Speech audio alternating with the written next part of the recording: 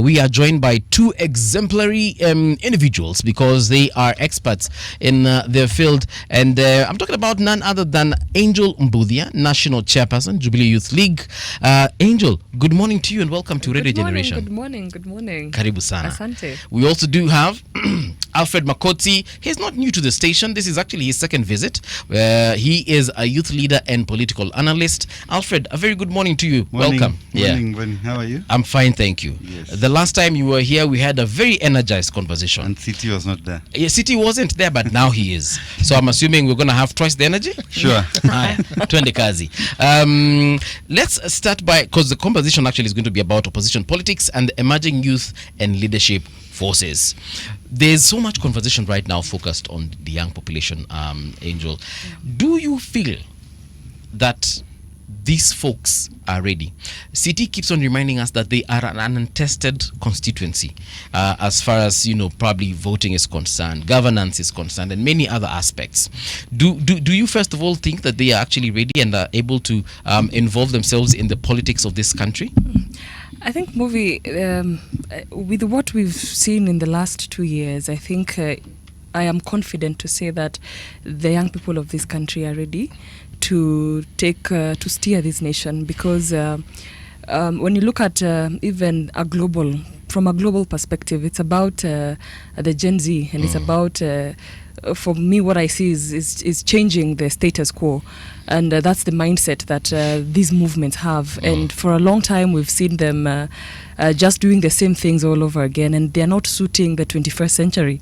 Now we're in the era of artificial intelligence, so industrial revolutions, the agrarian revolutions, the digital revolution. I think this one is going to go much more faster. This is a youth revolution. So it's combined with that energy, and I see it's quite easier to access information now more than ever. And I think this is a conversation that we need to be having, because for a long time, I think maybe the last Gen Zs who voted or Generation X in 92 or 97, and then after that we didn't see a very good consistent pattern of young people, especially in voting and even running for office. I think that's when the ones who are older now started at that time, and we've not seen any other a critical mass coming up to sort of say that this is different. Even when we were having the IEBC and shortlisting process, and we complained about the very high demands to just apply for IBC commission, and it's just about counting votes, knowing that Kasipul plus Kabete this is the total, and we're asking for 15 years of experience and 10 years of experience, and I am challenging that in court because the government of Kenya is used to plastering us with these demands. Even for a county job of a director for youth, they ask you for 10 years of experience. I mean, why do you need 10 years of experience to become a director for youth in your county? Right. So when do we... Maybe they don't want you to be a youth being in that particular position. But you look at the City can be a good director of youth. Well, it's okay if he can apply. He's been a teacher, so he can direct youth clearly. Yeah, but why take away the opportunity for a fresh graduate to become a youth director who was possibly... Don't assume for a second I don't know where you're going with this. I do know. He has... City, calm down. I know where he's going with this. Calm down. But Angel, please continue. I think we need to investigate more. Because it's about looking at what young people of Kenya have to offer, and I'm so confident in them. I saw our brains being splattered outside Parliament in June last year, and I think these are things that keep settling in my mind even when you wake up for a morning conversation like this one, and I remember that energy and that effort, and that gives me the drive to keep on moving every day and to keep on pushing for a better Kenya where members of my generation are actually at the forefront, not just to tick a box, but meaningfully engaged. Alfred, 8 million apparently didn't vote in the last election, according to statistics. These are the same people that we are hoping come 2027 they'll decide who's the next person to lead this country, lead their constituencies and lead their counties. Should we put our faith and trust in that folk? Yes. 8 billion is not just a number. It's a huge number. Right now, TP Gachagua anasema anataka 8 million from Mount Kenya region alone. But compared to what the young people did on June 2024, I think those numbers were more than 8 million. Don't just look at what happened in Parliament. Look at what happened in more than 20 counties across the country. I think 8 million, when I say it's not just a number, I think we are way more than 8 million, because in 2024 and the elections are in 2027, there are more young people who are coming in straight from high school, graduating from high school, and by 2027 they'll be ready to vote. They'll be due to vote. The question is IEBC prepared enough to register these young guys as voters? I think we should move away from the queuing and the Huduma Center and going to the IEBC. We are doing so much in the digital space, and young people are so much in the digital world. More needs to be done, and that's why I can't agree more with Angel.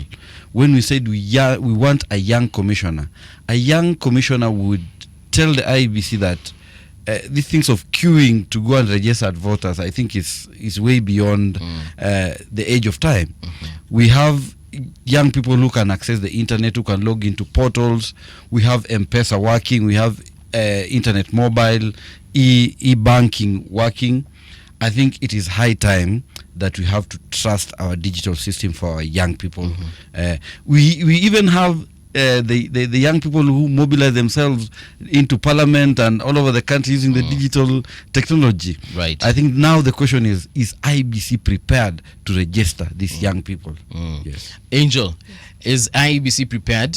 First of all, just remind Kenyans that starting Monday, there will be an ongoing voter registration. That one is according to the IEBC, 29th of September. So you get out there, register and vote. But are they even registering to vote? Do they even have IDs? I wonder how many people we can meet in the streets here who are in that age that we are looking at, and ask them, uko na ID na kutole ID yako. Maybe in town wako nazo because wamekuja kufanya shughuli, but ushago, I don't know, do your cousins have IDs, for example? Mbuthia, I think we're underestimating the power of our generation and the drive and the resilience and the want to participate. Right now, there are conversations on our platforms on countdown to election in August. I think it's going to be a 10th in 2027. And it's a countdown on getting there. So when we are talking about having IDs, having the requirements, I think that's something we just leave it to 29th. And maybe not exactly 29th, because this is just maybe continuous voter registration. Yeah. I believe that based on previous calendars of the IEBC, it's usually, the mass voter registration is usually about the first 3 months of the following year or any new year that they begin the voter registration. So I'm expecting them to come out from around maybe February, March, April, given the timeline that was there the other time. And I think that we're going to see a very, very new phenomenon. I think this is something that I always say it's a great time to be alive, because you're going to see new voters, and you're talking about 8 million who are registered last time and didn't vote. And then IEBC is also projecting to register about 5.6 or about 5.9, shy of 6 million new voters. And I think that we'll get it done. I wish we could, register on your e-citizen, and then you just have a way of getting your fingerprint taken, maybe to your nearest Huduma Center, and it becomes automatic. But I believe that we are quite ready for this. Yeah. And when we had look at last week's front page of the Daily was talking about we need 1 billion for the by-elections for November. Right. And I think that's the way to go, because now those are just 10 meetings from State House, Every one meeting in State House is 100 million. Yeah. It's 100 million. So, I mean, those are just 10 meetings. Yeah. So there is this grapple that they only have 800 million, they need more, 600. Are you asking IBC to go there 10 times? Yeah, I mean. And every time they go there, we're talking 100 million. So the process of democracy is expensive, but that is the the foundation of our country, and so it is going to cost us, but that's the way to go. Otherwise, we are going to have a lot of June 25th if we don't go that way. I think young people are prepared. We are ready to go and get registered. We are going to change voter exactly what we need to do to get ourselves ready. And what I always urge young people is that even when we are going to vote on that material day, we are going to be in the polling stations to ensure that the process is free and fair. Whether the commissioners are relatives of the president or not, we are going to make sure that the process is clear. And the other day we were talking about artificial intelligence, the Grok guy on X, or girl, I don't know the gender of Grok thing. The Grok thing, yeah, is saying that it's ready to collect verified Form 34As and 34Bs, and it will give us it will be a parallel tallying center for us on Elon Musk. So we'll be feeding Grok with screenshots of those forms, and we are ready for whatever. Okay. Yeah. Alfred, Yes, sure. when it comes to taking up leadership, okay, fine. We are hoping that they will register. We are hoping that they will vote. I'm hoping right now wherever they are, wako kwa Huduma Center wakichukua IDs.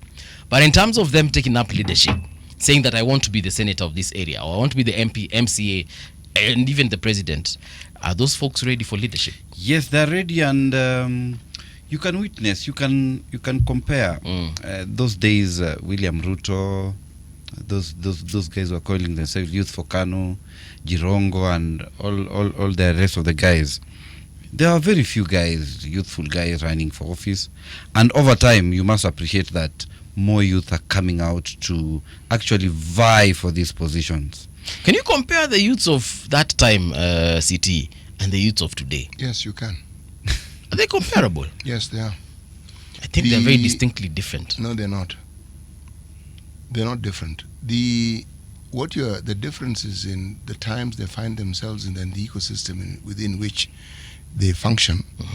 But the thing that characterizes most youth is the idealism, the energy, their need to not just talk about, but to see change. And historically, if you look at very many of the people who actually gave strength to revolution, it was young people, my friend, it wasn't old people. There were a couple of old crocodiles like myself leading a few things in the background, but the energy behind it. You look at whether you're talking about Castro, that man was 31 years old when he led that revolution. You look at Napoleon, that man was 24 when he won his first battle of Toulon. You can go on and on and on and on and on and on and on. This current president was 30 years old when he first became an MP. We've had MPs in their 20s. There's a guy called Waihenya, if I remember his name, in Nyeri Town. The fellow had just finished Polytechnic. He was elected as an MP. The issue of the youth being elected, that's not an issue. At independence, the majority of the people who we had in government were young. They were not in their 20s, but they were young, with no experience of running the government whatsoever. So this idea of someone is too young, doesn't have the experience, throw that thing out of the window. All these people who have experience, what do they do with that experience? We are in this rightful, delightful, muddy mess with people who claim they have experience. So how is experience helping us? No. People learn on the job. When someone has a political ideology, and that's a question I'm going to ask, and they have an understanding of what they want to do, they will learn as they go along. Running of a country is not taught in any school anywhere. The Kenya School of Government. Believe me, the bricks and mortar of running a government are important for civil servants because they're supposed to be permanent and they're the engine that moves. But the political ideology that is vested in the politicians, now that is the fuel that you see running this whole system. Okay? So that is my question. What political ideology would you say that the youth of this country follow? Because it's what is going to determine whether this change we keep speaking about will actually be of benefit. Even now we have change, it's just that it's not as beneficial as you'd like it to be. But the change we're speaking of is one which genuinely changes the lives of the people of the country for better? Probably we can start with you, Alfred. I think young people are more into accountable leadership. They perfectly understand where this country is right now. They perfectly know the history of this country. They know in the previous administrations we've had challenges and we've had to go to World Bank, IMF, and what have you, to borrow money to develop our economy. But I think the reason why young people came out on last year is because in as much as we are taxing Kenyans more, we are having SHA, we are having housing levy, we are having other hidden taxes in pay slips and cost of living. I think young people were angry at the way leaders were splashing money in Harambes, the way they were buying shoes worth, I don't know, 150,000 watches. I think they are more into accountable leadership. They would wish that in as much as we are experiencing the challenges we're experiencing right now, we have leaders who are able to take care of the resources and be accountable for the little resources we have in this country.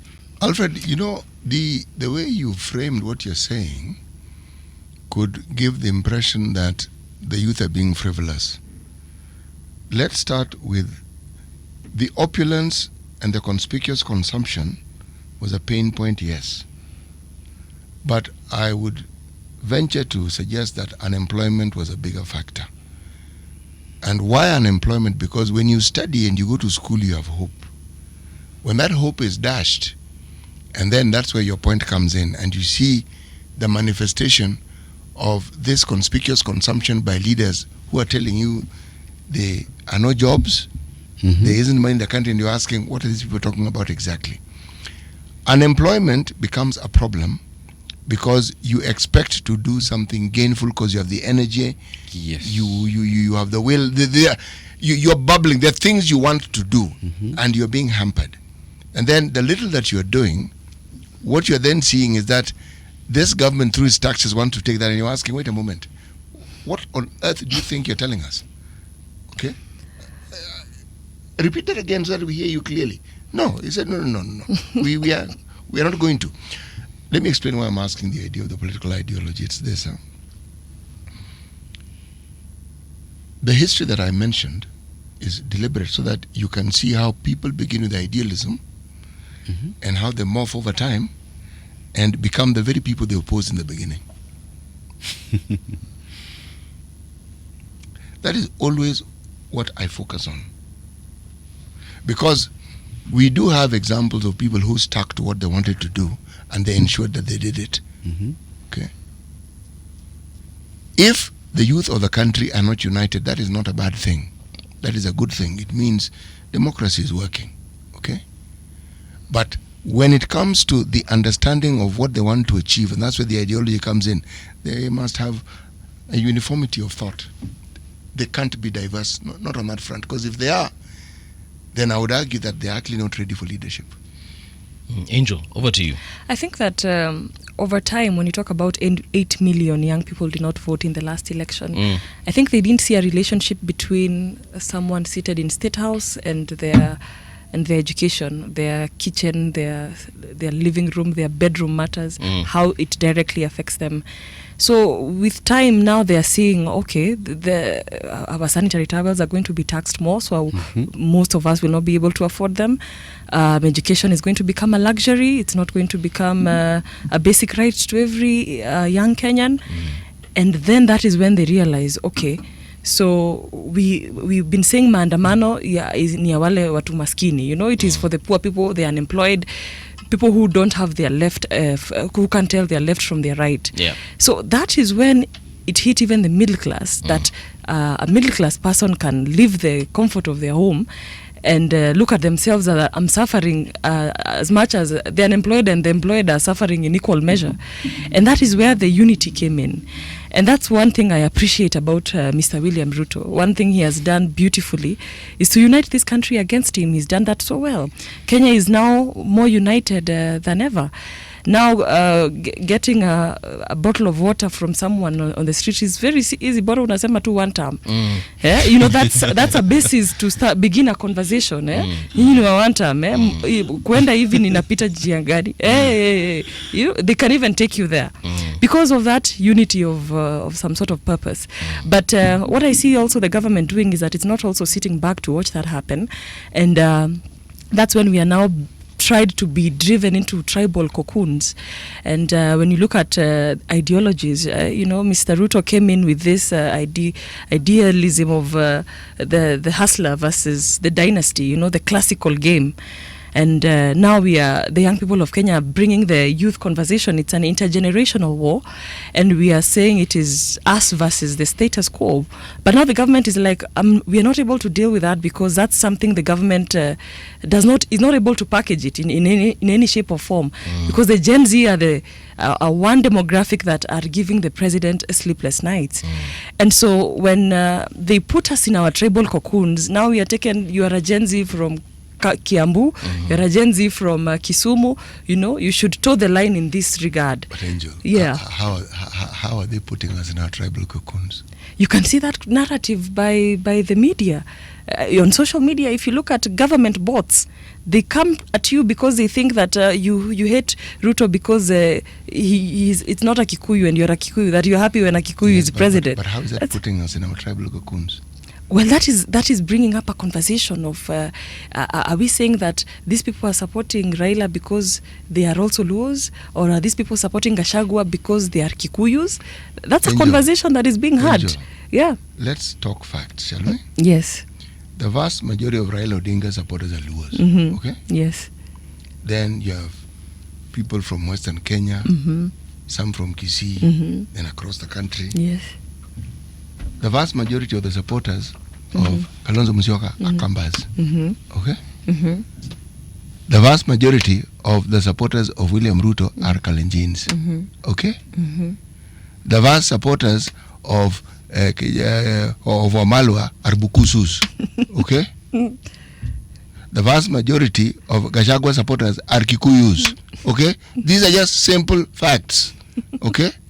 So, what is it that the youth are doing to ensure that they do one better? Because all these groups, I'm telling you, what gives them momentum are young people. All these groupings have very many young people in them, and that's what energizes it. And Siti, what we are saying, the other name of Gen Z is fighting the status quo. What you've highlighted here has been the politics of Kenya since 1963. And that is why when we went to the streets last year, we said we were leaderless, partyless, tribeless. That was the slogan. Because of how that mindset is, of that Angel Mbuthia's majority of her followers are Kikuyus. That's not true. It's not true at all. Because we are trying to change that narrative, because those cocoons are the ones that have gotten us this far as a nation.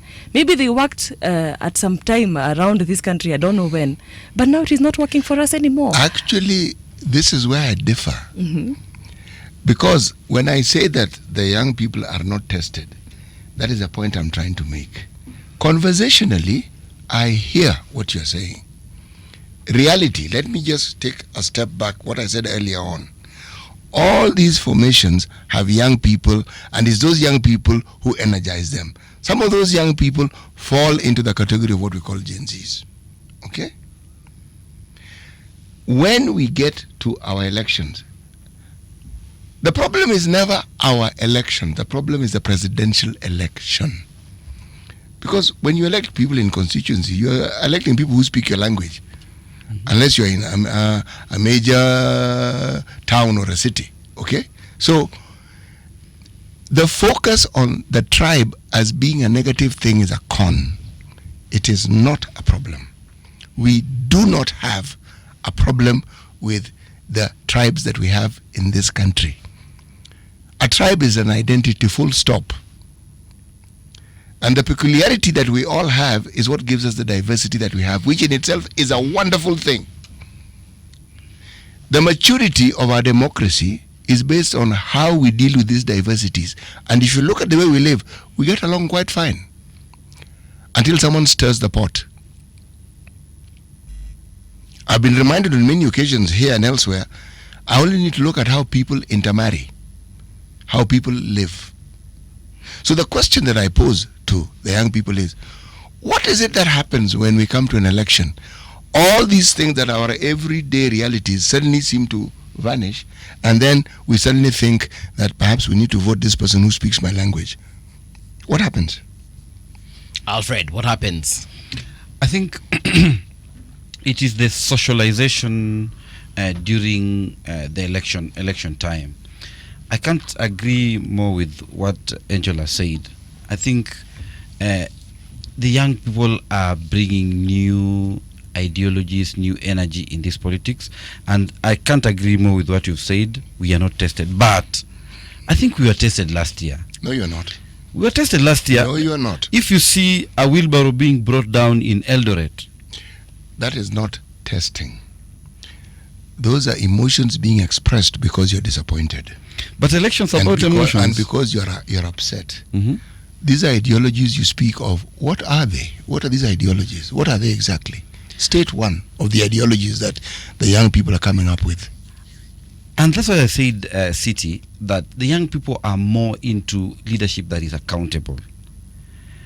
And if the situation continues the way it's continuing, because I can see there's not much difference between what happened in last year and now.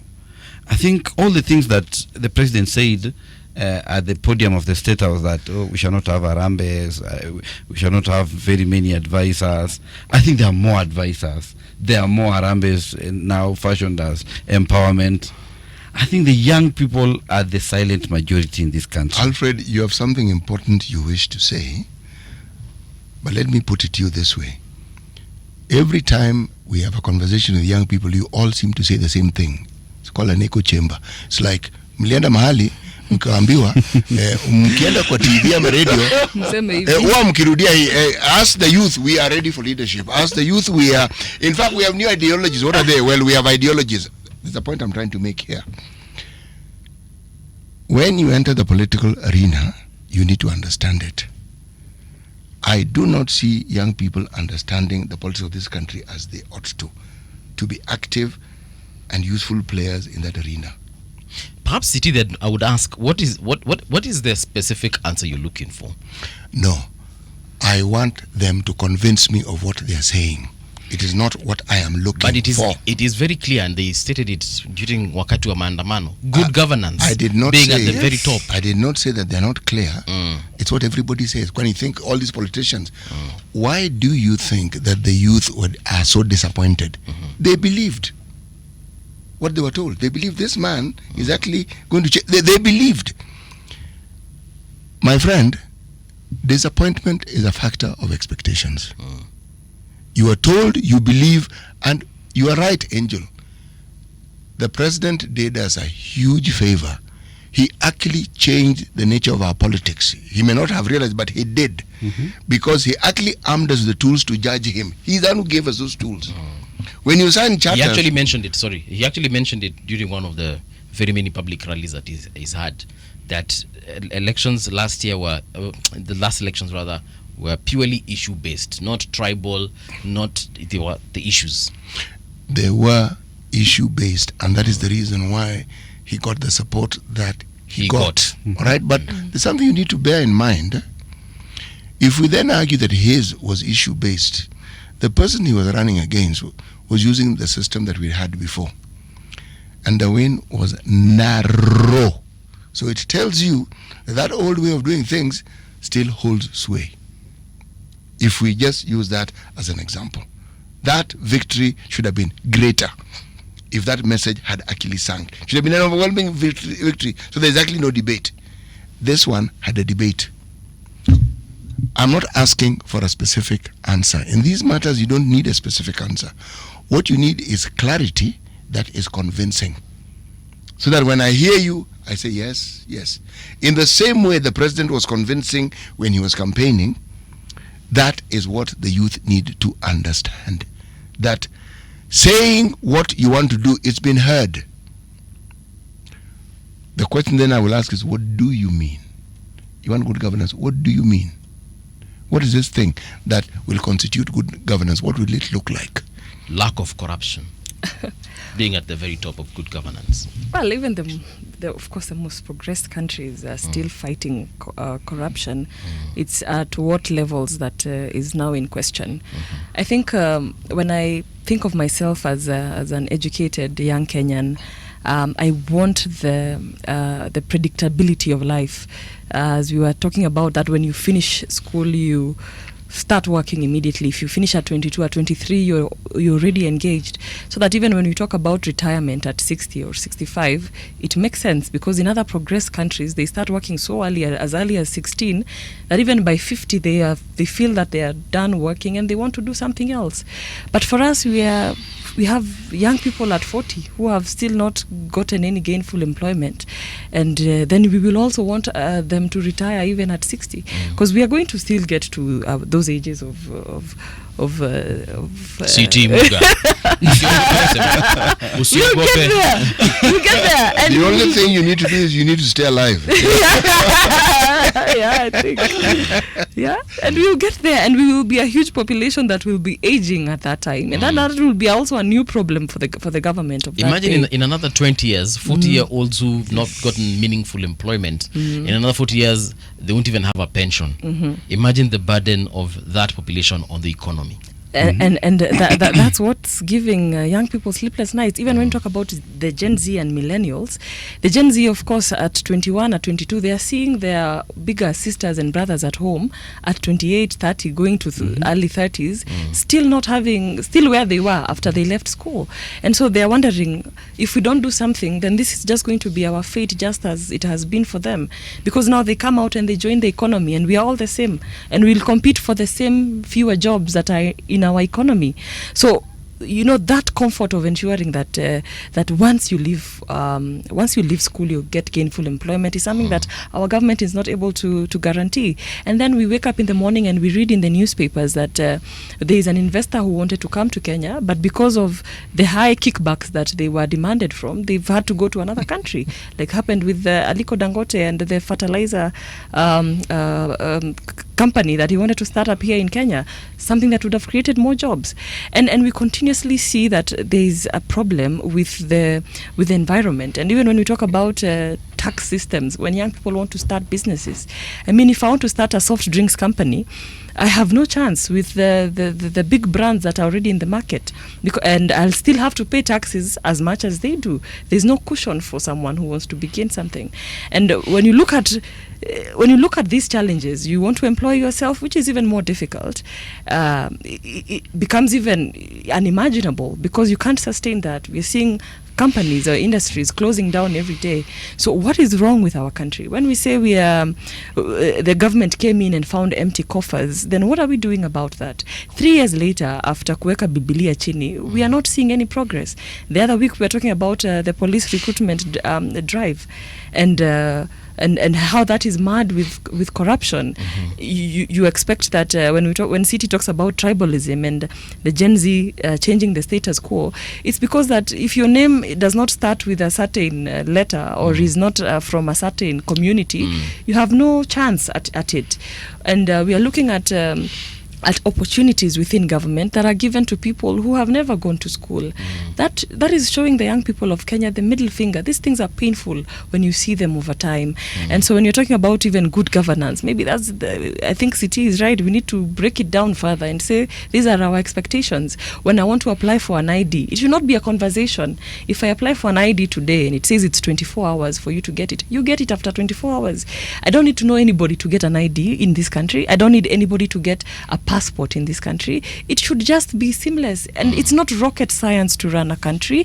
I think if we just have institutions that are working, then that should be it. It shouldn't be a question of I need to know someone. I just need to be good. I need to be talented. I just need to follow through the requirements, and I get what I need to get. Because now we are taking so long even to get children now because it's so expensive. Now it's true, Alfred. It's we are now seeing the relationship between State House and my bedroom. Because now you don't want to think about that, and now marriage is even becoming a difficult conversation. The social fabric is now being interfered with. When you're looking at the political and the economics of the country, the social fabric is now being affected when you talk about marriage, and that's something that contributes positively or negatively to an economy. Positively. It should be positive. It is positive. but now we are not getting married anymore. We are taking our time. It's one of those things we laugh about. But there's someone who's decided they are not getting pregnant because they do not have a job to take care of that child once that child is born. There's someone who's thinking any udema kinembea kona ball mi namtoka. That's how bad it is. Because they're not employed. But they still want to enjoy life. Now what do they do about it? But you see, this conversation we have about the government and the opportunities and the ecosystem that they should create to give us jobs, this is where now the question that I'd asked earlier on comes in. Okay, because what I'm actually asking is, when you are young and you look at the problems that we have, you live in the information age where you can actually gather a lot of knowledge and information about very many things. And you are born with it. We more or less had to break tradition to even figure out how a computer works. Many of you encountered a computer, started relating to it at a very young age. Us were relating to it in our 40s. Okay? My friend, very difficult. Very. It's probably the children who now make it easier for you because you have to ask them. You have to ask them, how does this thing work? What I'm trying to say is this. There has to be an intellectual architecture as to what it is you're trying to build. And then you have to understand what it is you're going to populate that building with. The information age enables you to do things that no other age has been able to do, simply because of the knowledge, the width, the breadth, the height, the depth of the knowledge that is available and which you can use to do the things that you actually want. The thing that you shouldn't get caught up in is this tradition that we have as Kenyans to always look for things to complain about, recognize the problem for what it is, and then start thinking immediately, how exactly do we solve this problem? Because most Kenyans complain incessantly. Well, and then,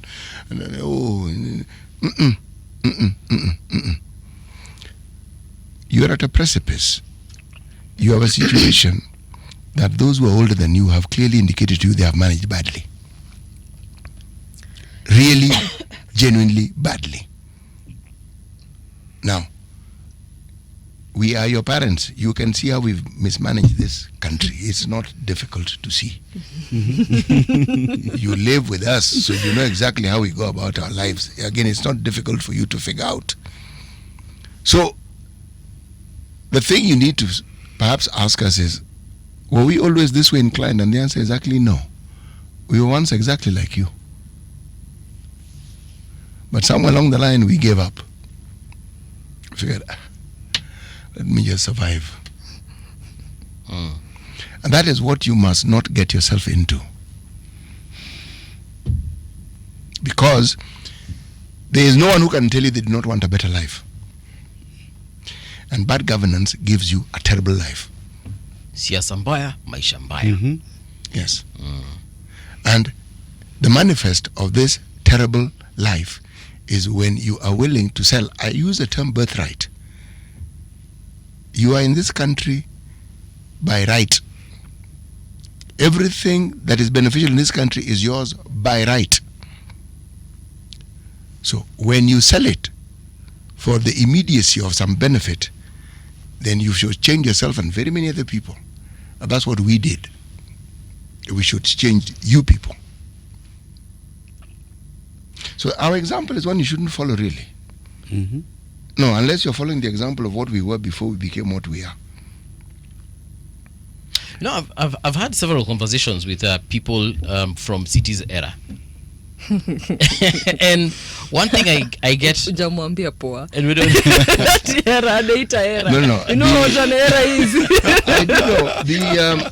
It gives him great comfort when he refers to me as prehistoric. Yes. so I've had conversations with people from the Jurassic Park era, and one thing I get, it's like they were more politically aware or politically woke as opposed to our generation right now.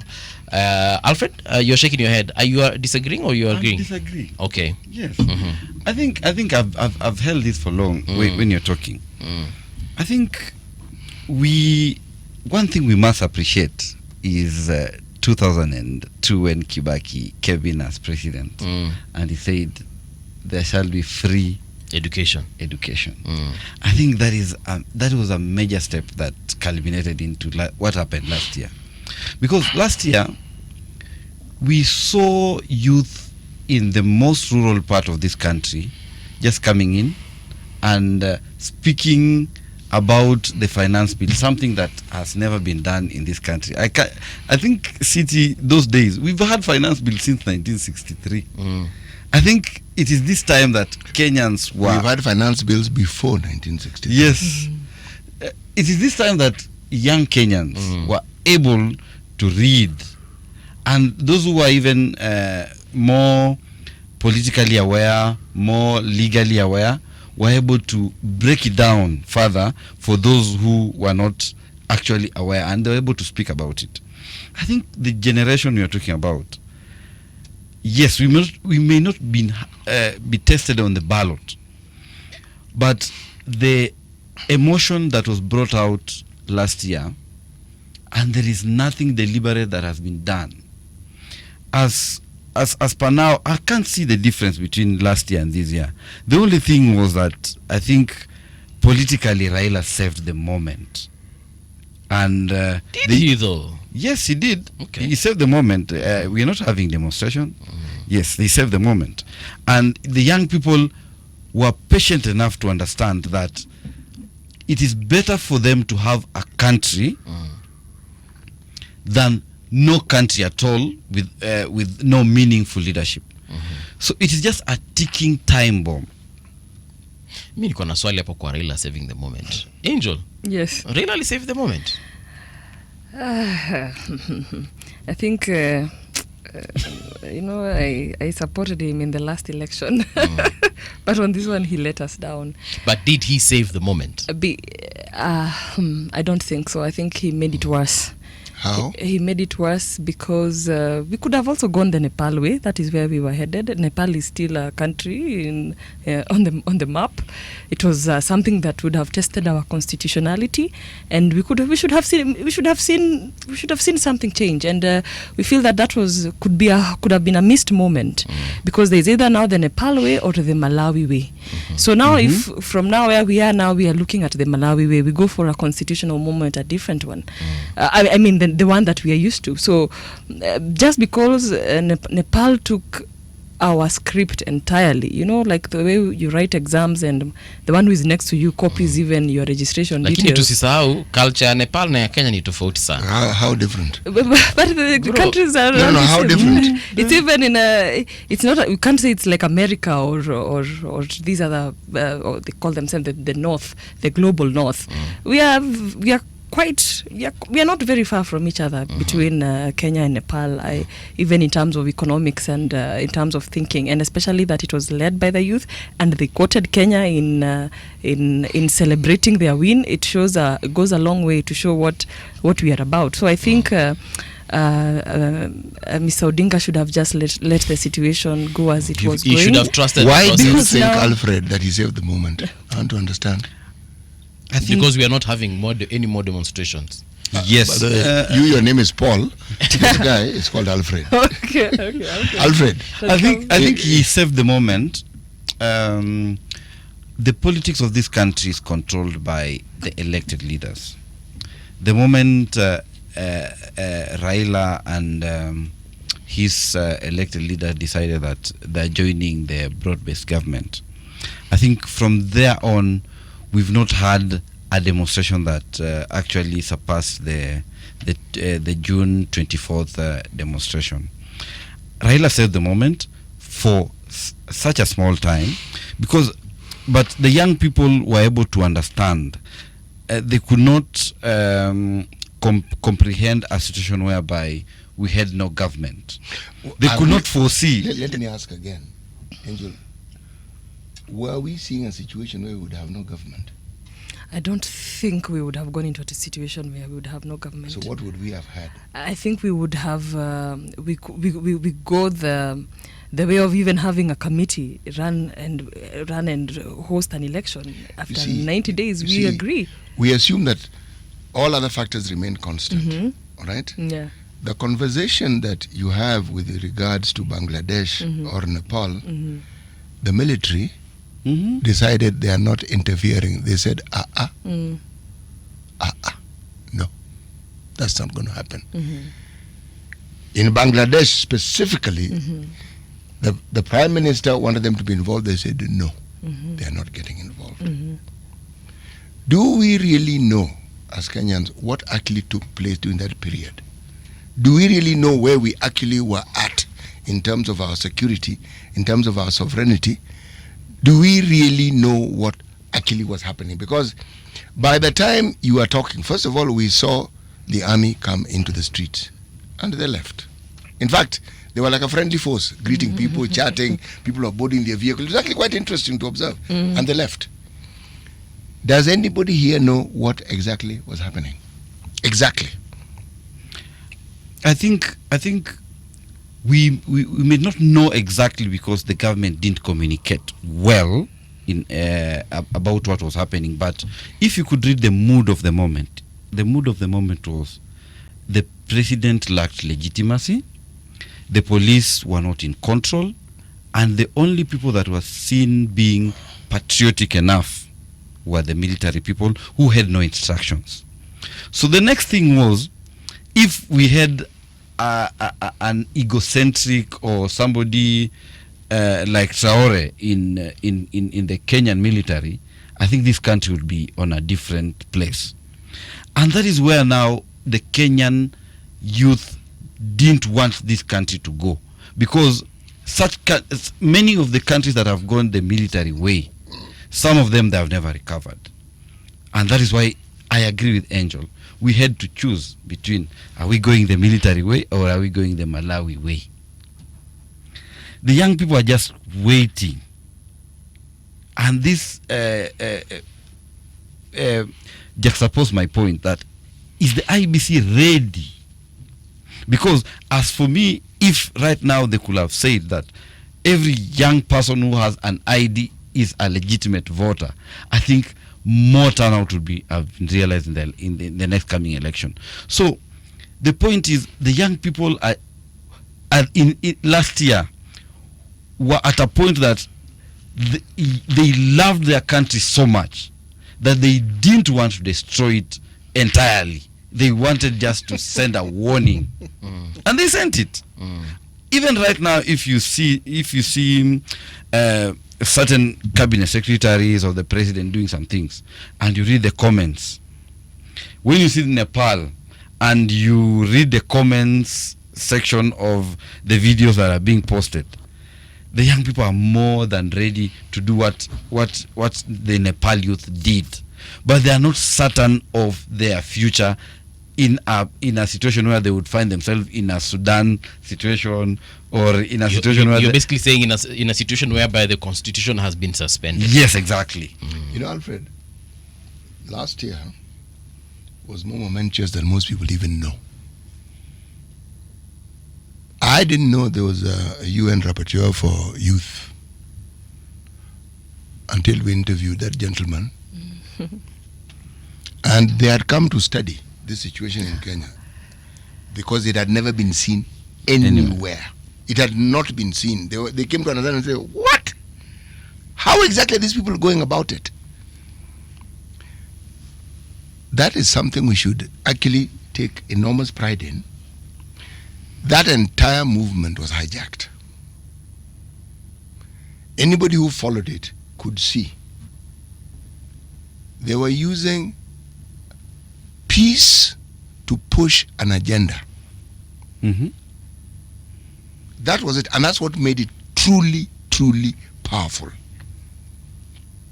The infiltration brought in the violence, which wasn't there at the very beginning. Mm-hmm. And if you look at the reaction of the citizenry understood. And that's why shops were not closed. Nobody was afraid the shops were going to be vandalized. People would take out water which they had brought in to sell to people and give. They were saying, we support and we agree.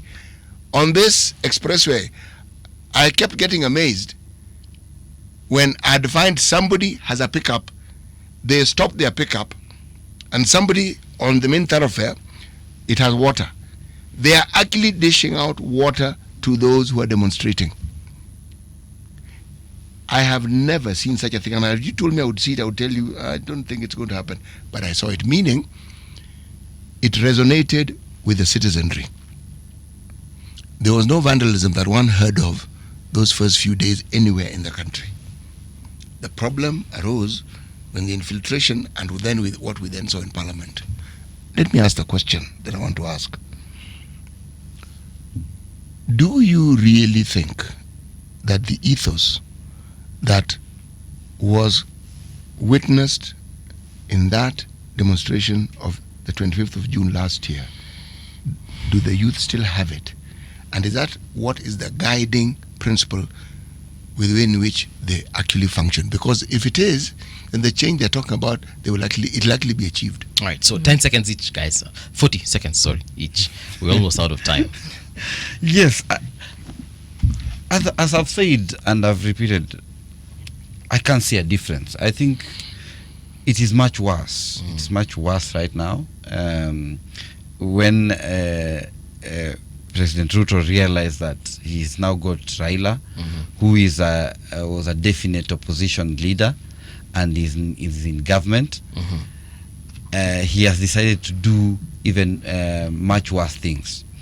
All the programs that the young people and the citizens were complaining, SHA, housing levy, whatever, corruption, opulence, it's now on a much higher scale. The driving force has not changed. In fact, it is on a high level gear. Because even in UK, young people have gone to look for jobs in UK, in UAE, in I don't know, and there's a rugby match, people just say one time. Out of nowhere, there's a match in Nyayo Stadium or Kasarani, people start just chanting one time. I think it is being fueled by the current economic situation. It has not gotten any way better. All right. The promises of housing bringing jobs and digital jobs, people going to Germany to look, the president going to Germany and promising us jobs abroad. I think it is serving very few numbers. Yeah. The situation is much worse, and the young people are going to express. In fact, they are not going to vote in somebody. They're going to vote out someone. A big shout out to Michael Olande. Good morning, City and Movie. Salamu kutoka 1000 Hills, Mwaramutse. Ujamaa kwa Rwanda. Wafula team anasema finally RG is back, bro. We never left. It just depended on the platform that you were tuned in. Ricardo Mariera, good morning kings and queens. Kitengele iko locked. Sonnet, hello. Then we also do have My Take 2.0, very informative show, and I like the depth of knowledge regarding various issues. Thank you so much, My Take. Though the issue of desecrating the flag started with the Kenyan Gen Z lady, and people cheered her because she was politically correct. Those other ones doing it learned from our bad behavior. I think wanaongea wakati wa maandamano, perhaps, I don't know, could be wrong on that. Sonet goes on to say an audit is required to know the exact amount of funds in running government operations. This is a gaping hole. Sonet still, movie, stop condescending. Ruto was part and parcel of the previous admin in an executive position. I keep on saying this, guys. I keep on saying this. Nasema, hell no, I ain't venturing into such farming or the snake farming. Then we have, let me see, any new comment here. Abokas anasema, Tatu City is the recent epitome of governors killing jobs because of sorting foreign investors. Okwa Simiti anasema, I love City, I wanna meet him, just tell me how. City, unakuanga wapi wakati wa kupatikana? Utaambia watu. Then last but not least, let me see any new comment I haven't read here. Carol Nyambura, good morning. Tonyo Cheng, good morning. CT and Mbuvi, watching live from Masinde Muliro in Kakamega. Thanks very much, Tonyo Cheng. We thank you for being here with us. Now, there's something also I've received here on my phone, and I this one is directed to our guests in studio. We do have in studio Alfred Makotsi, youth leader and political analyst. We also do have Angel Mbuthia, national chairperson, Jubilee Youth League. Kuna mtu ameuliza kama uko na namba ya Uhuru, kamwambia uko nayo. But there's a question here. When the young people don't get opportunities in government, why don't they try the private sector? Yeah, so that's a question that probably we shall start with. Starting a business has a set of requirements. It doesn't discriminate among the young or the old business owners. Paying taxes cuts across generations. The youth are not willing to work hard in private. They want quick, easy money in the public without hard work. Is that true, Angel? I think, Mbuvi, we've had that conversation over and over. And I think that our country has been tailored to be that it is when you're in government and you get government tenders is when you now mocha. And that is a narrative that needs to change. It's not a narrative, it is the reality. You'll work so hard in any system to get some of the monies that we see our MPs and some of our leaders having. So it's not something that we can hide about. It's something that we are seeing on our social media with MPs carrying bundles of cash to go to tournaments and Harambes. There's one I saw counting wads of cash and putting it in a safe. And they post them, and some are dollars, some, it's about showing how much cash you have. And I mean, it's human nature. We need to thrive, and we want to thrive where people are thriving. So I wouldn't fault them for wanting that, because if you can actually deliver and be able to get a tender and make money, it's okay. But then it has to be done the right way. But what are we doing to our economy? When I look at the American economy, I know it's not the best. When Americans hear us comparing us to them, they feel very bad because they also have their own issues. But what I would think of them is that even when Trump got into office as president, there are so many Democrats who resigned from their jobs in government. But you see, their economy allows them to do that. You resign from government, you go to the non-profit sector. Americans have a very huge non-profit sector, and you can even go to Hollywood, or you go to the private sector. I mean, you just go to farming, or you go even to farming, or you open a flower shop outside your apartment, or your. Hillary Clinton went back to lecturing. But Angel, let me ask this question. Do we ever ask the question when you're comparing ourselves to America, how they got to this state where you have choices? When you leave this, you can do this. How did they build their economy to that point? What did they do? I think they've made the mistakes that we are making, because we've had elections only since 1992. They have had over 40 presidents.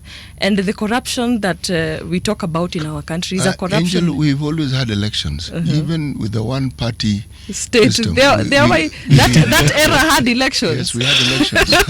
So it wasn't since 1992. You talk about multi-party elections. Yes. 1992. But we've always had elections. There were elections in that era. Yes, there were elections. Did you know? Yes, there were elections. What she's actually saying is the fact that she might not have known Kulikuanga Nazo before that, but those were not real elections.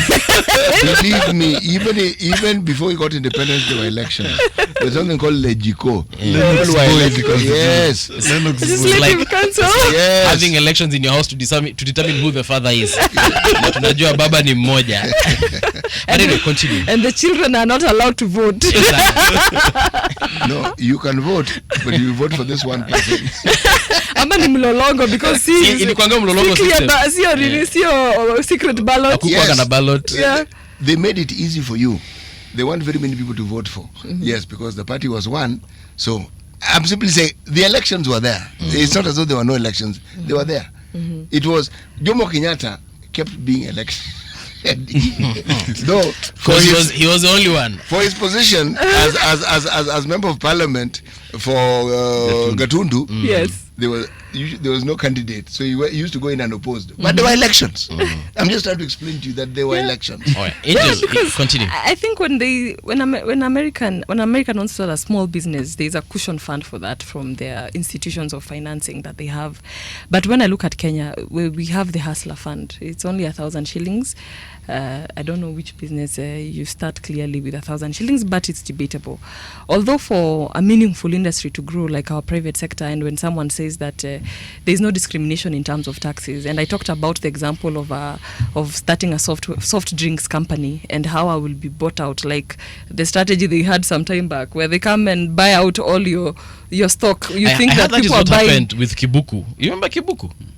Walikuwa watengeneza softer. Yeah. I had some. That is exactly what happened to that company. You place your drinks on the shelf. The giant company comes, buys it, and then closes it. Buys it, allows you to supply. You allows you to supply. They keep buying it for, let's say, even 6 months. Then they stop it. So you start producing more, thinking that the market is consuming it. Kumbe and it's hot air, and you crumble down and you run out of business. So how do you protect young people from such things? And that's what I was talking about when we talked about tax holidays, when we were talking about the Building Bridges initiative, and we keep referencing that document. And I think we need to look at it again. When we talk about tax holidays for young people, I think that speaks a lot, because I think it's something that will allow us to be able to get into business, because I can't file returns the same way a big company is filing returns, and we expected to remit the same. So I think this is a conversation that we need to have, and that's why we keep saying that we need more young people in the decision making table. When we talk about members of county assembly, we have 300 of them out of this 1,900 that we have across the country. Only 300 are young people, and a member of county assembly is one of the easiest seats a young person can get. You can practically go door to door in your ward to get elected, and this is something that you don't need so much or too much. If we just contextualize our politics and make it more realistic as possible, then now we can be able to see that a vote does not cost 1,000 shillings. May I stop me you? there? No, may I? Yes, please. The things you're saying should happen. Who do you think is going to make it happen? Because the status quo definitely won't. Does not want that. Let me ask the question I asked off air. Okay. Are young people willing to hold their political leaders to account? I think that yes, they are, CT. And why I say yes is because, let me even give a classical example of your party leader. Is he your party leader? Just say. when he was having the US tour, he was asked a very tough question. Which oh, sorry. I'm so sorry. DCP. Rigiji. Rigathi Gachagua. Nani alikuanga states recently kwani? The president is but who was doing the tour? Matiang'i. Matiang'i was also correct. So you know, I'm right in asking. Yeah. Yes. No, forgive me for making that assumption. Mr. Gachagua, when he was in the US, a young lady asked him a very important question.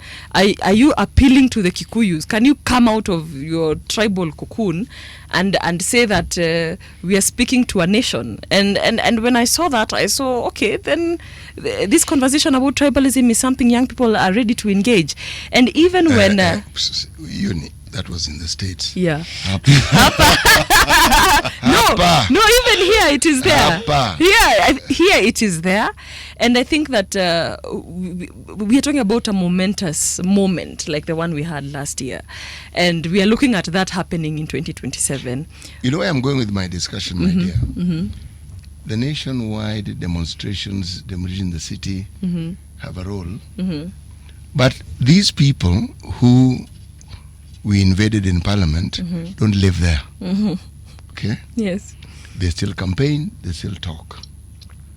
The very thing you've said, why I keep asking this question is for a simple reason.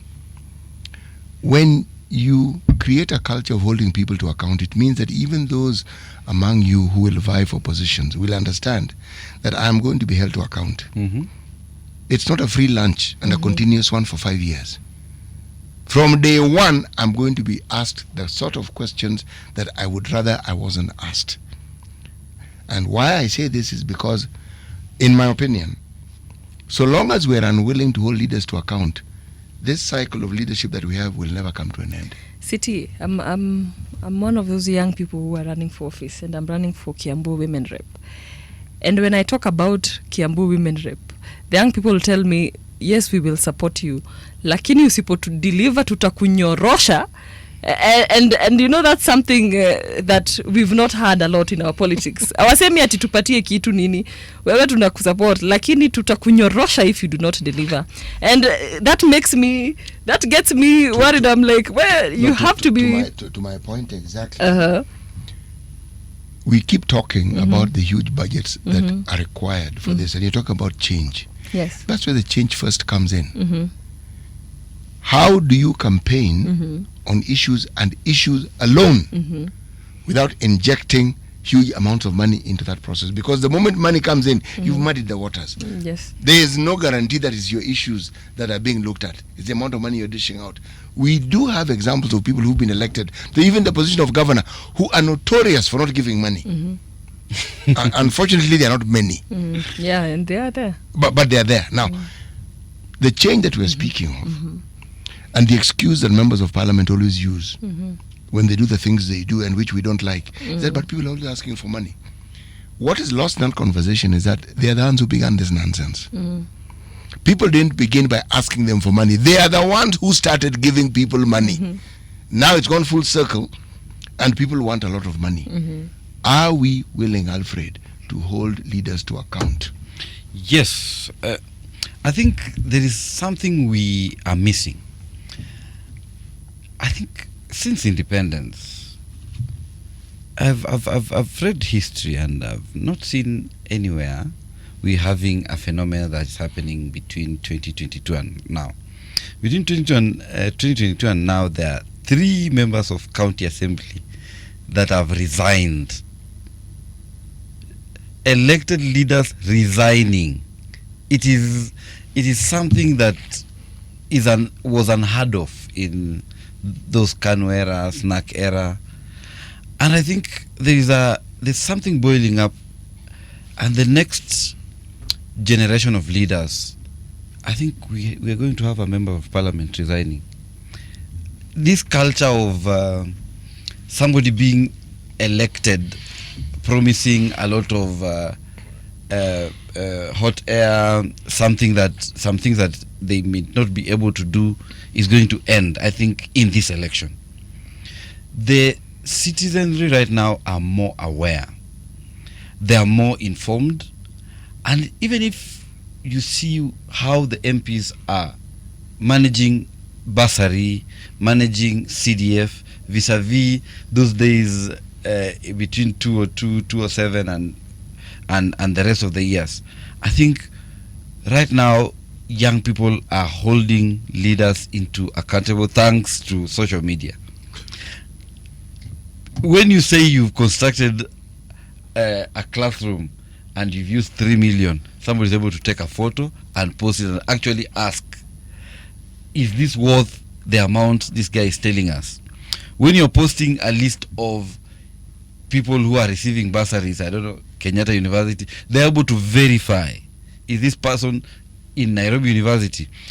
I think we are having a growing population of people who are going to hold their leaders accountable. It is a process. They're politically woke right now. Yes. Even when you see, and that is why in this government, we've not been able to really mention corruption by name. In the other government, we had Goldenberg and Glosley Singh. They were just stealing. But in this government, people are starting to steal in a clever way.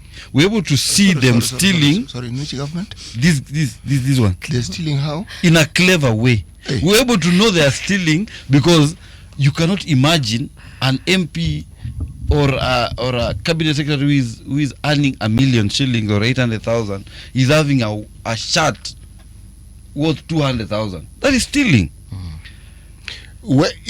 Have we ever had a government where this public display of opulence is more than this particular government? No, we've not. We've never had it. We've never had it. People would do what you're saying they do, but they would pretend they don't. Mm-hmm. And they would more or less, their lifestyle reflected what they're supposed to earn officially. So whatever money they had was quiet. This one, it's in your face. So surely. Tadu. Yes. You see, the reason why I keep asking this question, if you don't have a culture of holding leaders to account, even when you have the youthful leaders, that culture will follow you. I think he brings up a very interesting concept of resigning. It's only in Kenya where people don't resign, and I think that's something that we do badly. If you are found with a scandal in any country, even if it is just an allegation that has not even been confirmed, someone steps aside. Look at the DIG Lagat. Did not resign, and someone died in custody because of him. How do we, resigning is also a way of showing that I can step aside for other things to happen. And I think that's a culture we need to embrace in our country. Angela, democracy relies on a pact that we all have as citizens to be subservient to the law. In the absence of that, there is no democracy. We have to agree that this is what a democracy means. And that people who have embraced it do exactly what we're saying. They realize, this one, it's best I remove myself from this position. But please remember, we had 2 indictees of the ICC. 2. They were indictees. It was not alleged. They had a case to answer. If we were to follow just our chapter 6, they should never have stood for. They stood, they won. All right? In my opinion, we opened the floodgates. Someone shoots someone. It's not as though we allege. They shoot. They're still members of parliament. Yes, as we speak. Someone is convicted of grand corruption. Convicted. Goes to jail. Set on appeal. The case has not been overturned by a higher court. They're in parliament. So, we set the stage for impunity nicely. Then in the previous government, a court raises an edict and says, this is our position. The president ignores it. We are entrenching it. So we see the very things that we saw where the contract that we have as a democracy was being broken before our very eyes. And I'm saying this has to be reclaimed where when the law says this, it says, there's no excuse that this is our person. It doesn't matter. Your person is guilty and your person is a thief or your person is a murderer. That's what they are. And the law is this. Okay? Your party leader, who actually can't be a party leader because he is actually impeached. Okay? I am not picking on him. No. He is impeached. Until some process unimpeaches him, as if you actually can't unimpeach. But should such a thing occur, okay, this thing which I'm saying can't happen, then he can be. But in his current position, he actually can't hold any public office.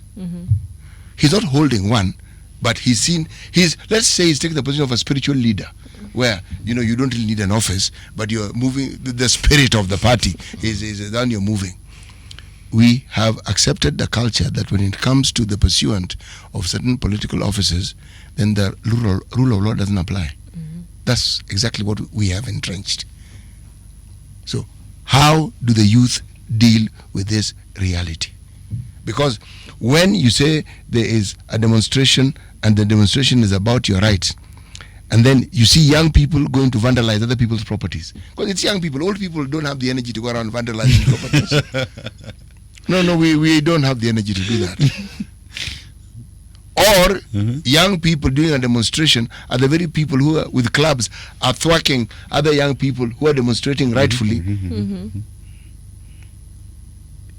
It means there are young people who are still listening to the people who want the status quo maintained, and that's where the accountability factor comes in. It means the young people have to be able to hold themselves to account. Yes. Is it possible for us to go to any part of this country, any place? Let me go, maybe where I come from, Kitui County, and I just stop a random youth in the streets, maybe even a boda rider or a tuk-tuk rider, and I ask him, bro, what exactly do you want from the next government? Do you think they're able to break it down to me and tell me, this is what I expect? They give me like a proper list, Angel. I think that I think you're underestimating the power of the voter. And even as we are talking about our country and the systems, I think that the voter is usually, as Citi says, they know, wanajua. It's not like they don't know. They know exactly what they need, and they know what someone can offer. So it's not a secret. I think they know actually what their country is about. I would expect them to somehow talk about the cost of living. That's something that is affecting everyone, and they can see the relationship between having three meals a day and 2 meals a day. You're competing with that, and I think that's something that they'll be able to bring out. What they want is someone who speaks their language, and that is where now the voter gets duped, because they just see that this person speaks my language, not my language in terms of Kabila, but someone who speaks to my issues. But even Mr. Ruto used that exact same strategy in 2022, and he's where he is. I think a voter is very clear on what they want exactly, because there are people who have voted excellent leaders, like people of Muranga keep saying that they like their governor, whether he runs or independent or not. They are going to bring him back. Okay. So they know exactly what they are looking for. So that one, I don't see any question about it. They even No, go ahead. Go ahead, please. When you're even campaigning in some areas, some of them, the one thing that they'll tell you, he government mistaki, and it is okay for them. I mean, it's their right to want whatever they want. Yeah. But at the end of the day, so Ruto ameenda, okay, fine, do hiyo, bye, see you another day. Huyu mwenye tunataka kupatia, tuseme tunapatia Angel Mbuthia kiti cha uraisi, ni nini tunataka Angel atufanyie haswa, like nipatie hata at least list ya vitu 10 zenye Ruto wako kufanyia, Angel atakufanyia. I think we overthink the leadership place, because for me, I would think that empathy is one thing that I would expect from any leader. And that's something that lacks from this regime in its entirety. It's all about chest thumping and showing Kenyans, and especially the youth, the middle finger. Because when they lack empathy the way they have been, I don't care what they deliver for me, even in my house. If they don't have that, there is no nature in them for leadership. So even just that aspect of us talking about someone making a tweet or posting something on X, that lands them in a jail cell and that takes them to their death. That alone is enough for me to say no.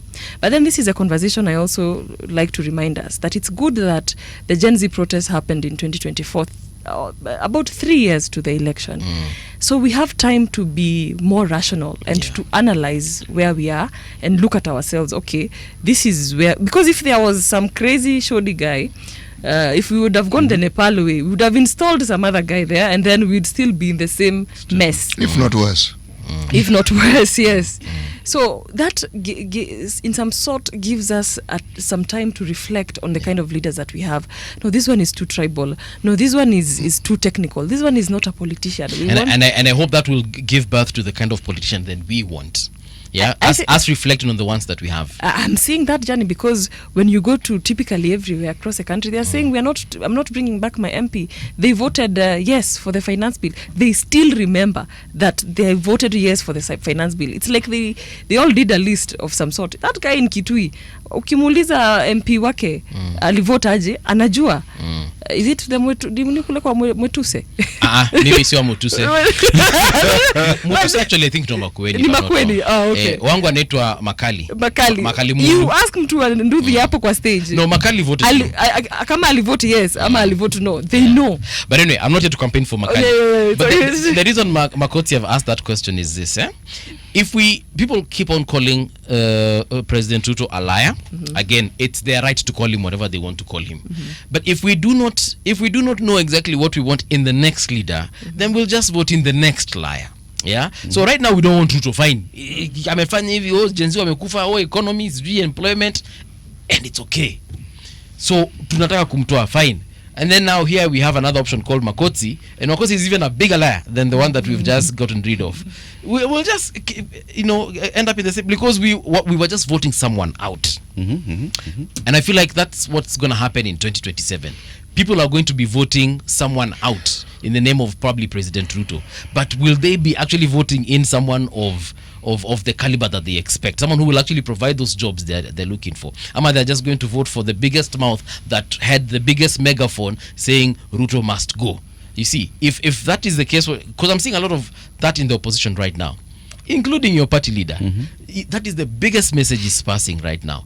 But if you vote for him, are we actually gonna get those things that we are asking for? And unfortunately, I think it is not only in Kenya.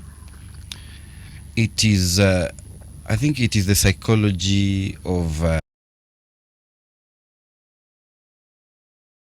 I compare so much our politics and the politics in the region, Uganda, Tanzania, what is happening, what will happen in Uganda in the coming days, what is happening in Tanzania, in the US. Most of the time, when the voter is at the polling booth, they're not actually voting in somebody. They're voting out. If I was in the US recently, and most of the time, when they vote, they really don't vote in.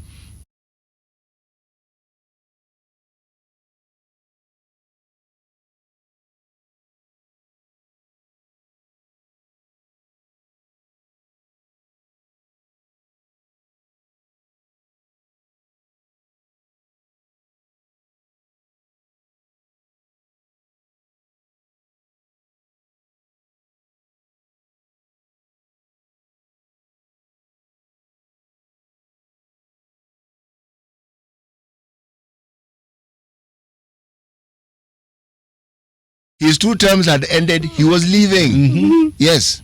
Okay. So the issue was, as you're saying, that they were voting out what he represented. Yes. And but did they vote out what he represented? We're discussing earlier on. Did they actually vote out what he represented? Not really. Can we see ruling? Thank you so much. You've understood. But if you ask a voter I think the election happened in December.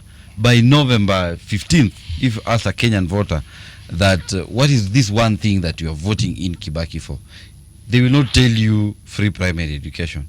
I think people knew free primary education on the day Kibaki was being sworn in as president.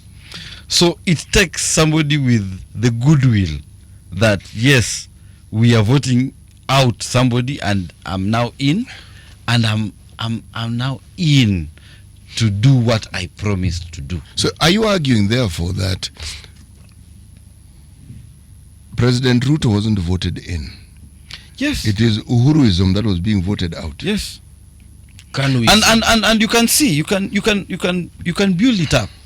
I think the thing that that made the Kenyan people to know that actually we can defeat the system the way they usually call it, Uhuru combined with Raila was when BBI was overturned by the Supreme Court. I think it gave the Kenyan people a momentum towards the election. And I think during that time the conversation was more of, we've had 10 years of dynasty, and Raila is a dynasty. We are going to vote out the dynasty. By voting out the dynasty, they were bringing in, people didn't know about housing. People didn't, I think the most sold idea was Hustler Fund, but it was not really sold as Hustler Fund. Actually, Hustler Fund was new in that it was called Hustler Fund, but any program that was supposed to try and sell the narrative that they were empowering the youth, those things have always existed. In 1970, okay? Movie, 1970. Yes, in 1970, okay, when I was in Standard 6, okay? There was an MP called Mushigi who led a committee to discuss youth unemployment. Among the things they came up with, it was a raft of things. This thing was brought to our attention by Nderitu Muredi, the former governor of Laikipia when he was here. He's now the chairman of KRA. And he brought this to our attention and even sent us that report, so we read it. Unemployment and the solutions that could possibly help alleviate it, one of them was housing. National Housing Corporation has existed for the longest time in this country. These estates that we call estates, that you know of, they were built Jericho, Jerusalem, Makongeni, this one. They were built by government. The last major project that we all know of was probably, what's this place called? Buruburu. Okay? But low-cost housing has been something the government did for the longest time, until the World Bank intervened in the Moi era to tell us we can't do such things, you can't give people houses, you can't do all these sort of things. Yes. Now, the idea of housing was there even before President Uhuru came in. There have always been people who sought private-public partnerships to build houses, some low-cost, some not. It isn't new. It's just that it was hyped. Yes, it was hyped. And something that perhaps a generation had not seen was such things happening all over the country that had not been seen. But any major town in this country has estates. Housing. Who do you think built those estates? They are called national housing. Yes, exactly. Who do you think built those things? So I'm simply saying, when you politicize something and hype it, sometimes the good that it's supposed to do is even lost because of the politicization of it. There is a certain politics that our political wannabes and leaders have, which essentially is one of survival. Survival in this sense. You are not actually seeking to better the lives of the people who you want to vote for you. You actually just want the job. And this is something that people must be aware of. Now, the issue of track record cannot be ignored. There are people whom we have seen have the mindset. Track record is represented by the mindset that a person has in the way they go about doing things. You can see this person understands. We keep talking of Kibaki. He understood it. He understood. He knew exactly what to move. He did something that no one has ever done. In his first year, all development projects came to a halt. He said, let's try and see if we can finish the ones which were started. Nothing new. That's when he came up with a new taxation system, the ERT and all that, and they started collecting. Now, what am I trying to say? I'm trying to say that it is not difficult to tell what somebody can actually do. But if they're not held to account, it's very easy for them to go astray. Exactly. This is really my point. But City, we are so worried about electing incompetent people, and that should be a worry as it is. But it can't be the reason why we are not able to make decisions. Because when you talk about if we remove Ruto and we put another bigger liar than him, I think our country is based on the separation of powers, where we also have parliament. And the reason why we have the problem that we have, that we are not able to take out Ruto, constitutionally we are supposed to go through parliament. But when we are not even remembering parliament, because we know parliament is in someone's pocket. Compromised. Yeah, it's compromised. So these are some of the processes that we have that allow us to be able to change anyone that we feel we are not comfortable with. We don't have to wait for 5 years. But now, those are the places young people must occupy, because when the person you elected to parliament, if they are told, if a bill is read on their behalf and they pass it, and they take some 100,000 shillings in the toilet or 10,000 shillings, then that is where we lose it, because you should be able to recall a member of parliament. You should be, and we saw what IBC did with the proposal for Esa Passaris. That is absolutely showing that our country's institutions are not working, because you're saying that it's not possible to recall a member of parliament. So what did we say? There's no legal framework. What are we telling each other when we're talking about accountability? It needs to come from the process. When you're talking about members of county assembly, this process was sabotaged immediately after promulgation. The Transition Authority had 3 years. The CIC, the Commission on the Implementation of the Constitution, 5 years. You tell me, transition from that old system to this new one, 3 years. What will you do in 3 years? They were given 5. What will you do in 3 years? I'm sticking to that one. but CIC was 5 years. What will you do in 5 years? You know why I'm asking this? Yeah.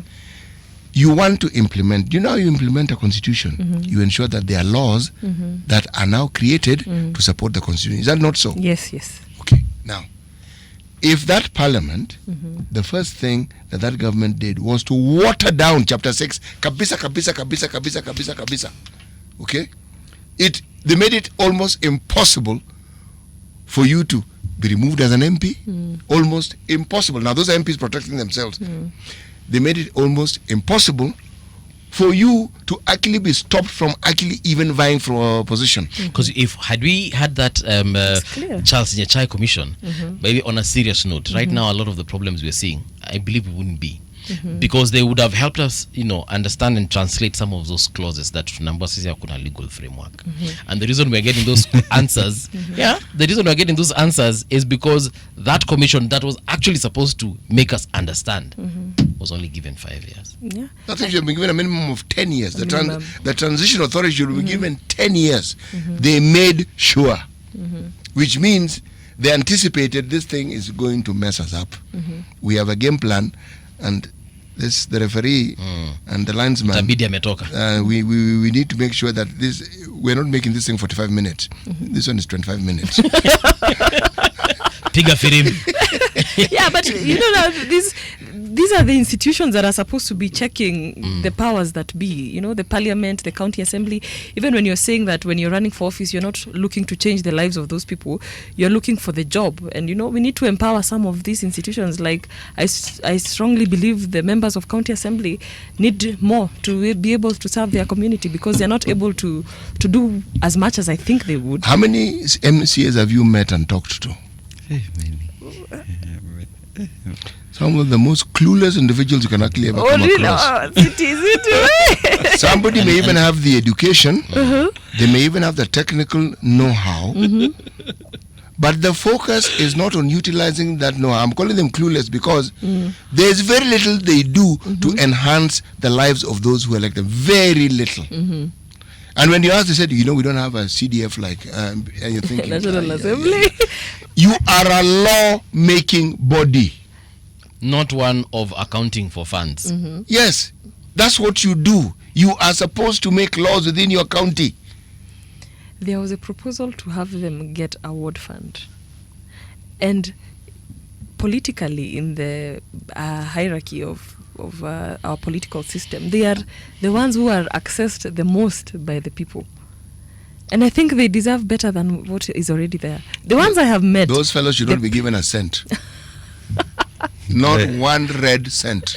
Angel umesema you're running for MCA, eh? No, for woman rep. Woman rep. Oh, Yeah. okay, sorry. I think I had wrong. No, MPs should be given that constituency fund. That is my position.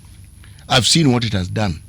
The argument that should be given to the governors, those thieving fellows, you give them another 100 million shillings. They can't even manage what they have. Then you want to give them more money. Out of the question. Let the MPs keep their money. And as for MCAs, don't give them a cent. Well, legislate too. I think Now oversight. Let them grow up and show that they can actually represent their people well before they are given money to manage. Right. and these are the platforms that young people really need to take up, and that's what I advocate for. And even now, as we're talking about meaningful progress going forward, we need to join. We need to go back to political parties. We have our NDC tomorrow as Jubilee Party. And our party leader is inviting the young people to be part of his party and to run for office and to be able to effect the change that we need. Because even when you look at political parties, if me and Alfred here decide to start our own political party, I think we'll not go very far. Let's talk about that NDC for a minute. Yeah. So you will meet tomorrow as Jubilee Party. Yes. What are some of the key areas that you're going to be discussing? We are going to be discussing a lot of things, and some may not be privy to the public at the moment.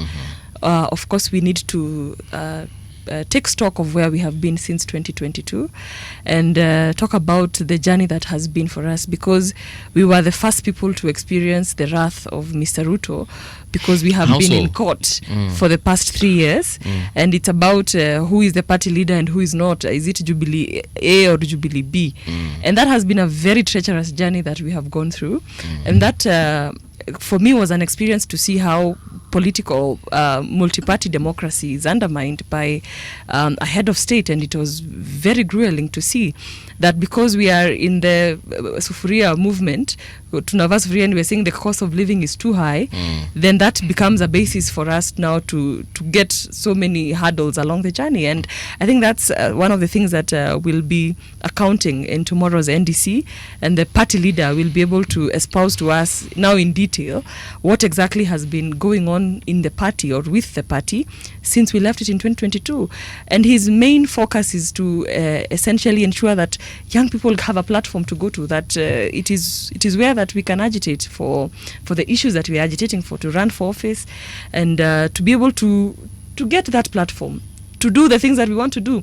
If we mess it up, we'd rather be the ones to mess it up, because it's city has been saying that we are not tested, but it is a platform where we can believes. Believes. You are tested, Oh yes. my goodness.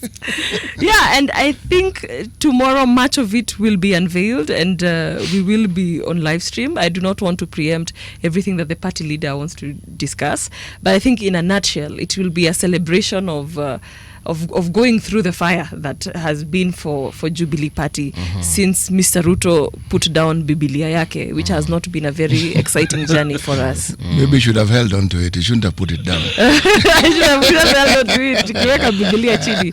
So we will have about 1,000 delegates at Jockey Club on Ngong Road, and it's invitations will be sent or have been sent to delegates. You said how many? 1,000. 1,000, yes, yes, at Jockey Club, and we leave the rest to the party leader to tell us more, but we will be shaping the next political discourse that we'll be having between now and 27. What is the youth agenda, if I may ask, of DCP right now? I think our party is more focused on giving young people a chance, as our ideology says. Tunasikiza wa Kenya, and I think the voices of Kenyans right now, majority of it, 60-70%, as City has said, is the young people. And what young people want is leadership that actually represents them entirely. And when we talk about leadership that represents them entirely, yes, it means that you may not be necessarily young. Like Governor Kangata is not a youth by the constitution definition. Right. But when you see the projects he's doing in his county, they are more impactful to the young population. Governor Kivutha Kibwana's former governor, more impactful to the youth population. So we are more into giving young people a chance to vie for political office. At the same time, in cases where we do not have young people, but because at this moment I can't picture any young person who is going to have an impact in the presidential race. Governors we might have, senators we might have, but in cases where we might have to choose a person from the older generation, we are going to listen to the voices of young people who are the majority. Speaking of old generation, there's someone here who has asked that question. Anaitwa nani? Oh my goodness. Oh yeah, Tony Ochieng. Amesema, morning City and Mbuvi, do you think the seasoned politicians will quit politics easily? By seasoned, I think he means, you know, akina Uhuru Kenyatta kwenda juu. No, they'll not. And that is one thing I've wanted to speak on this topic of youth and politics and accountability. Immediately after the Gen Z uprising, I think what you are seeing more is a push on getting us into the normal way of doing our politics. Politics of tribe, politics of money. We are seeing State House inviting. They're not inviting the youth delegation. When I talk about the youth delegation, I'm talking about young people across tribal lines, across economic lines.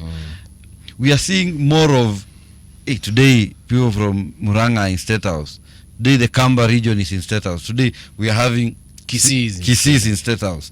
I think there is a deliberate push by the KANU regime. When I talk about the KANU regime, why are you looking at City?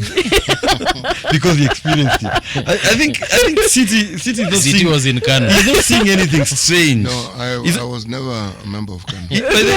On a serious note, City is not seeing anything strange in people streaming, because that is the Moi way of Moi. That's how Moi used to do his politics. He used to invite teachers, delegations after delegations, and the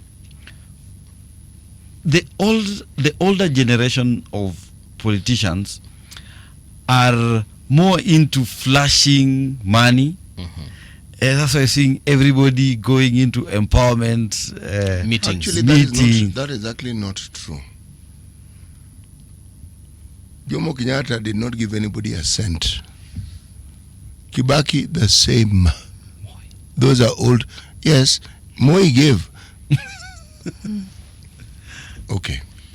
We have 5 minutes. One of the things that you must understand about our politics is what those who are in positions of authority do to stabilize their own positions. Jomo Kenyatta created very many settlement schemes to settle people because there were problems within Central. Land had been taken from people, and these people need to be settled somewhere. Okay? The problems we have now hadn't arisen. The constitution we had then allowed President Moi to give people land. So a lot of government land was dished out. Okay? You could apply for land. You could actually apply, and you would be given. Because there was land which was not developed. So the understanding was that so that you could develop it. That land to give people doesn't exist. Okay? So what people then started doing was encroaching on government institutions and the land they had. Now that's what brought about now each institution having a title deed in their name for that land, because before it was just ordinary, just government land. Somebody could just cut a piece of it, and you wouldn't. Well, it went easily. There are things that leaders do to ensure that they remain stable or they remain in power, and you must understand activities and relate them to that individual, his government, and what you see and what it means. I'm giving you historically what used to happen. Every leader that we've had in positions of authority has always done something to ensure that they remain in power. In 2008, that coalition government was so that Kibaki remains in power.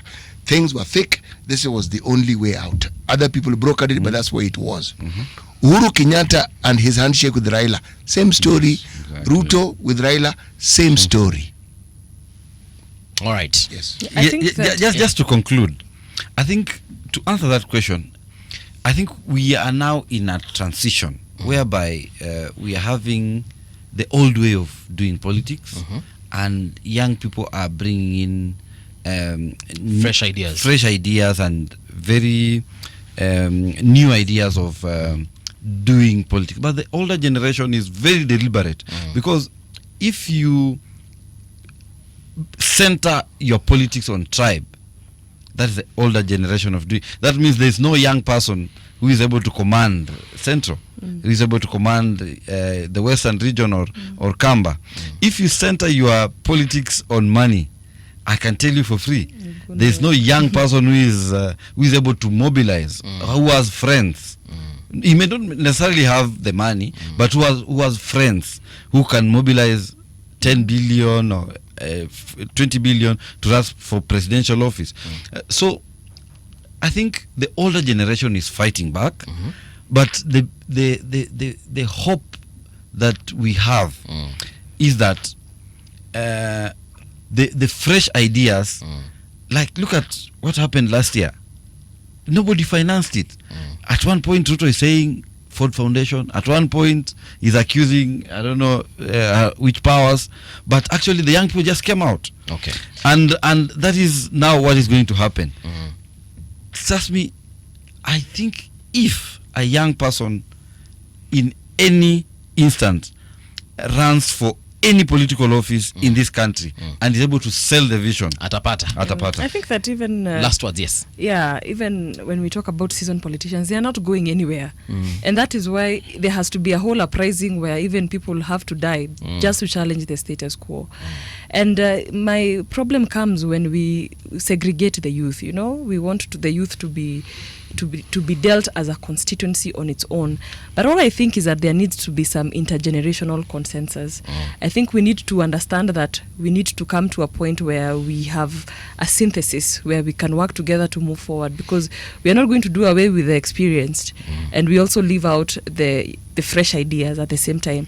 I think those two make a powerful combination, and looking at the youth as a demographic that needs an affirmative is a very wrong way to look at it. Like you need a youth fund, this. Youth issues must be mainstreamed in everything that we are doing. There has to be an intergenerational consensus for us to be able to build a country in the first place. Like when Mr. Kenyatta says, "Come to my party, run for office with Jubilee party," he is offering us something that I'm not able to create at this time, but I can go there and run for office. The same for these other places where young people feel that they're comfortable and that their ideals resonate. I think it should be more of an intergenerational consensus, where we appreciate the seasonedness of the seasoned and the freshness of the youth ideas. Thank you so much, and Angel Mbuthia. Thank you so much, Eric Makotsi. Alfred. Sorry. I wish you all the best as far as your NDC is concerned. Thank you. And wacha tuone kenye DCP mtatuletea, si ndio?